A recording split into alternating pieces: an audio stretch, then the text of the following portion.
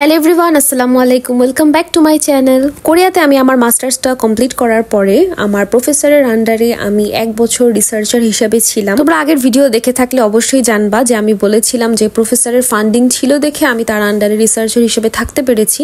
তো আমার প্রফেসরের ফান্ডিং আপাতত শেষ, তাই আজকে আমার কাজের শেষ দিন। কোরিয়াতে ল্যাব যেখানে থাকবে সেখানেই বাসা নেওয়াটা খুবই জরুরি, কারণ তোমার যে কোনো প্রয়োজনেই ল্যাবে যাওয়া লাগতে পারে। তারপরে যেহেতু মেয়ে মানুষ, তাই কাজ তোমার তুমি ঘরের কাজও করতে পারবা, আসা যাওয়া করতে পারবা। আমার ডিপার্টমেন্টটা ছিল মেডিসিন ডিপার্টমেন্ট, আর এটারই সব ল্যাবই অলমোস্ট সব বলা যায় ছিল হচ্ছে স্কুলে, কিন্তু আমার প্রফেসরের ল্যাবটা ছিল এই হসপিটালে। আমার ডিউটি থাকতো একদম 9 to 6, মানে 6 বলতে ওটা এক্স্যাক্টলি 6 হতো না, একটু দেরি হতো, কিন্তু সকালে লেট করা যাবে না যত যাই হোক। তো 9টা বাজে আমি একদম তাড়াতাড়ি করে আমার দৌড়ায় দৌড়ায় আসতে হতো। আর যখন এই ডোরটা দিয়ে আমি পার হতাম তখন আমার খুবই বিরক্ত লাগতো। এক তো লেট হতে থাকি, আর তার মধ্যে এইখানে অনেকগুলো টাইম ওয়েস্ট হয়। যেহেতু আমার কাজের শেষ দিন, তাই আমি সবার জন্য একটু গিফট রেডি করে রেখেছিলাম। বাংলাদেশে যেমন নতুন কিছুতে তুমি জয়েন হলা তখন সবাই মিষ্টি খাওয়ায়, আর এখানে হচ্ছে তোমার যে যাই হোক, সেটা হচ্ছে এন্ডিং হোক অথবা স্টার্ট হোক, ফার্স্টেই তোমার কফি খাওয়াতে হয়, আর না হলে হচ্ছে কিছু গিফটস দিতে হয়। কোরিয়ান ওয়েদার অনেক বেশি ড্রাই, সবাই দেখা যায় একটু পরপরই খালি হ্যান্ড ক্রিম ইউজ করে, তাই আমি ভাবলাম সবাইকে হ্যান্ড ক্রিমই গিফট করি। আমি এখানে অনেক বেশি করেই অর্ডার করেছিলাম যে সবাইকে দিব। গিফটের আসলে প্রেজেন্টেশনও খুব ইম্পর্টেন্ট, আর লাকিলি এটার সাথে একটা ব্যাগও দিয়ে দেয়, তাই আমার আর কোনো প্যারা ছিল না যে এক্সট্রা করে আবার ব্যাগ আনতে হবে। আমি সবগুলা চেক করতেছিলাম যে সবকিছু জিনিসপত্র ঠিকঠাক ভাবে দিয়েছে কিনা। তারপরে এই সব কিছু নিয়ে আমি চলে যাই আমার ল্যাবে। আর আমার ল্যাবে আমরা একসাথে 5 জন মেয়ে আমরা একসাথে কাজ করতাম, আর এরা সবাই আমার থেকে অনেক বেশি সিনিয়র ছিল।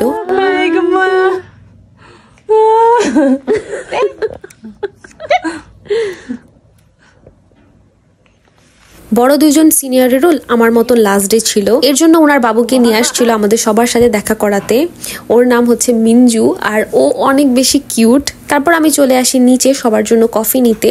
আমার আবার আরেকটা রিসার্চের টিমের সাথে আমার প্রতি সপ্তাহে একদিন করে মিটিং হতো, তো আমি তাদের জন্য আলাদা করে গিফটস আর কফি রেডি করে রেখেছিলাম। তারপর আমি রুমে বসে আমার লাঞ্চ টাইমে সবগুলা ব্যাগ এভাবে রেডি করে ফেললাম যেন আমার দিতে ইজি হয়। এই জায়গাটাতে এখন যেমন আমার সবার সাথে একটা ভালো বন্ডিং ফ্রেন্ডশিপ হয়ে গিয়েছে। তো যখন আমি ফার্স্টে এখানে আসি তখন কিন্তু জিনিসটা এরকম ছিল না, টোটালি ডিফারেন্ট ছিল। একটা কোরিয়ান এনভায়রনমেন্টে অ্যাকসেপ্টেড হওয়ার কিন্তু খুবই ডিফিকাল্ট। এখন ফার্স্টে গিফট দিতে যাচ্ছে এখানকার সবচেয়ে যে সিনিয়র তাকে, আর এখানে যারা যারা কাজ করে এদের সবাই হচ্ছে একটা ফিমেল সায়েন্টিস্ট গ্রুপ। আমার এখনো মনে আছে যখন প্রথম আমি এখানে আসি তখন এই যে সিনিয়র সেই আমাকে ফুল এখানকার সব কাজ বুঝাচ্ছিল। আর আমার ওয়ার্ক প্লেসেও খুবই কম সংখ্যক মানুষ আছে যে ইংলিশে কথা বলতে পারে। প্রথম দেখা যেত আমি একটা সিঙ্গেল ওয়ার্ডও বলতাম না, জাস্ট চুপ হয়ে থাকতাম। বড় এখানে যে 2 জন সিনিয়র ছিল তারা তো ইংলিশে কথা বলতে সেরকম পারতো না, খুবই কম পারতো। যাদের কথা বললাম যে যারা এখন চলে যাচ্ছে তারা এখন আমাকে অনেক আদর করে, কিন্তু প্রথম এরকম ছিল না রিলেশনটা। আমি কোনো কারণে কমিউনিকেট করার ট্রাই করলে তখন আমাকে বলতো যে স্টপ, আমি যখন বলবো কথা বলতে তখন বলবা, এরকম টাইপের, বা ইশারা এরকম বুঝাতো। তো রিলেশনটা তেমন একটা ভালো ছিল না টু বি অনেস্ট, কিন্তু আমি ধৈর্য ধরেছিলাম, চুপচাপ থাকতাম, কারণ আল্লাহর রহমতে কোরিয়াতে একটা ভালো প্রফেসর পাওয়া খুবই টাফ। তো আল্লাহর অনেক রহমতে আমার প্রফেসরটা খুবই ভালো ছিল, ইংলিশে স্পোকেন ছিল, সে সব কাজ আমার ইংলিশে ছিল। তারপর আমি অনেক দোয়া করতাম যে আমার ল্যাবে কেউ আসুক যে আমার সাথে ইংলিশে একটু কথা বলতে পারে।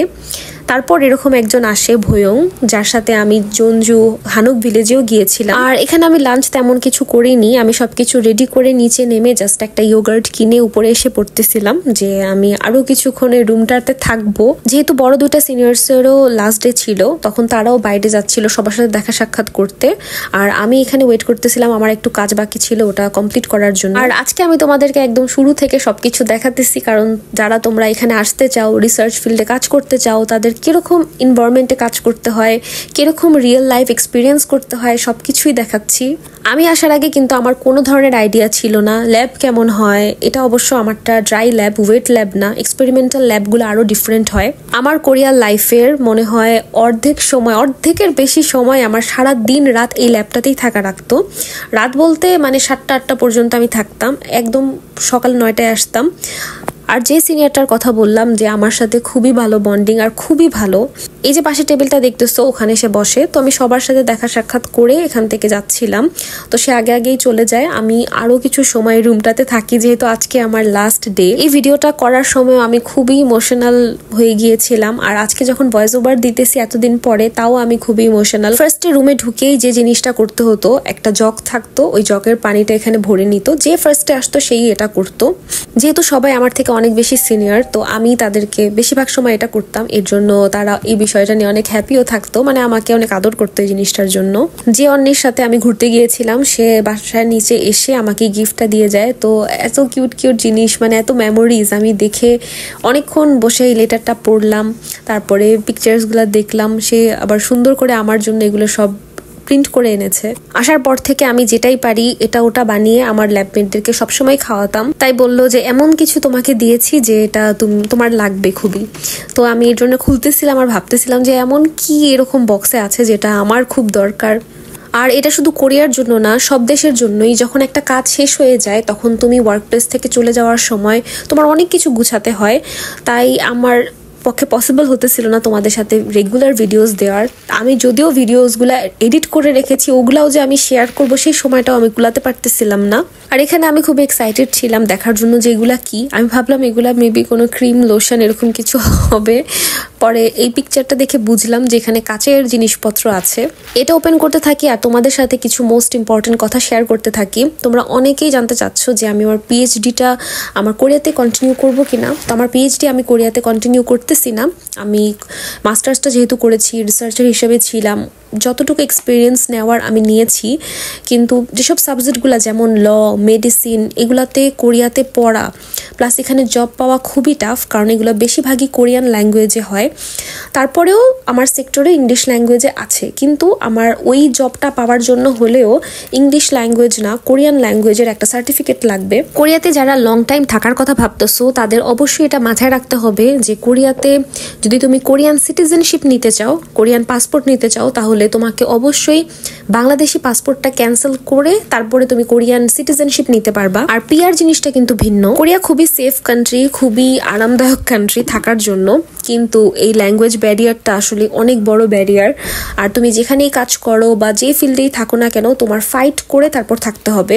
তোমার পজিশনটা তোমার ওখানে নিজের থেকে বানাতে হবে। আর এটা অবশ্য সব জায়গাতেই হয়, কিন্তু ল্যাঙ্গুয়েজ ব্যারিয়ারটার কারণে একটু কঠিন হয়ে পড়ে। আমার হাজব্যান্ড সবসময় বলে কোরিয়াটা হচ্ছে একটা ট্রেনিং পিরিয়ড, তুমি কোরিয়া থেকে অনেক কিছু শিখতে পারবা। আর আল্লাহর রহমতে আমি খাউলের মতন একটা ভালো ফ্রেন্ড পেয়েছিলাম দেখে আমার জন্য কোরিয়ান জার্নিটা অনেক বেশি স্মুথ হয়ে যায়। ও যেহেতু কোরিয়ান, আমি সব জায়গায় ওর সাথে যেতে পারতাম। আর ও খুবই ফ্রেন্ডলি, আমাকে একদম অনেক রেসপেক্ট করতো বড় বোনের মতন।